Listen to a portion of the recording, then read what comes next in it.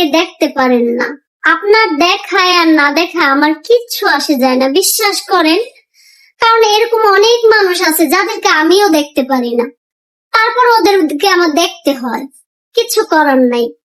আর আমার ফ্যামিলির মানুষ আমার দেখতে পারলেই হয়েছে, আমার শ্বশুর বাড়ির মানুষ আমার দেখতে পারলেই হয়েছে, আমি যাদেরকে নিয়ে চলাফেরা করবো তারা আমাকে পছন্দ করলেই হয়েছে।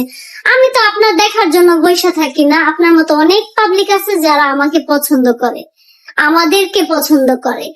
আমি আপনার মতো একজন পাবলিকের জন্য ভিডিও তৈরি করি না, ঠিক আছে?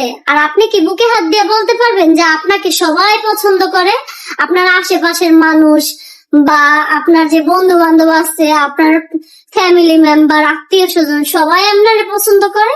একটা মানুষকে না কখনো একচুটটা সবাই পছন্দ করে না। সব মানুষেরই ভালো মন্দ দুইটা দিকই থাকে। আমার মধ্যে সব দিক খারাপ না, আমারও কিছু ভালো দিক আছে, এই জন্য আমারে কিছু মানুষ পছন্দ করে, আবার কিছু মানুষ আমাকে দেখতে পারেন। আমার মতো কে কে এটাকে দেখতে পারেন না।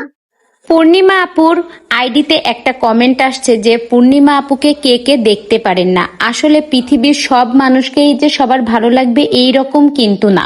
পূর্ণিমা আপুকে যে সবার ভালো লাগতে হবে এটা কিন্তু না। পূর্ণিমা আপুকেও কিন্তু অনেকে ভালোবাসে, অনেকেই ভালো জানে, অনেকেই কিন্তু অপেক্ষা করে বসে থাকে পূর্ণিমা আপু কখন ভিডিও আপলোড করবে, তারপরে তাকে দেখবে।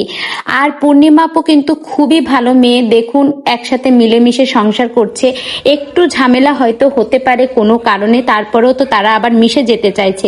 পূর্ণিমা আপু তো এমন না যে সতীন চলে গেছে তাতে অনেক খুশি, সে তো তাকে আনবে, আনে আবার একসাথে সংসার করবে, এরকমই একটা মত কিন্তু পূর্ণিমা আপুর। তো পূর্ণিমা আপুকে নিয়ে এইরকম একটা কথা বলা আসলেই ঠিক না।